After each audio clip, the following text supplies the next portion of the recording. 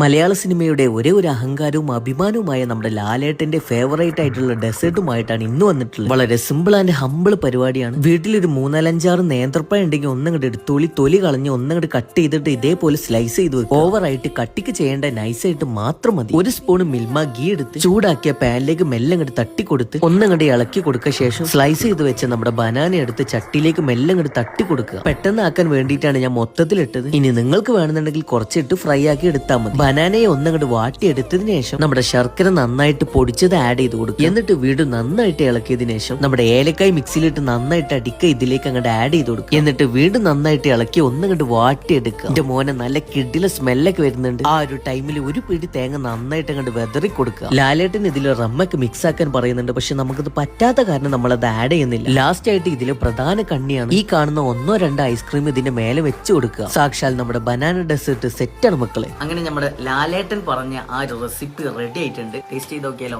Ice cream ഇങ്ങനെ cut ചെയ്തിട്ട് നമ്മൾ ആ ഒരു സാധനം മുതലും കൂട്ടി മസ്റ്റ് മസ്റ്റ് മസ്റ്റ് ട്രൈ ചെയ്യടാ. പക്ഷെ ഇതിനൊരു പ്രശ്നമുണ്ട്. ഇത് കഴിച്ചാൽ വീണ്ടും വീണ്ടും റിപ്പീറ്റ് കഴിക്കുക. കണ്ണങ്കാശ് സാധനം മസ്റ്റ് ട്രൈ ആണ്. എന്തായാലും ഉണ്ടാക്കാൻ മറക്കണ്ട.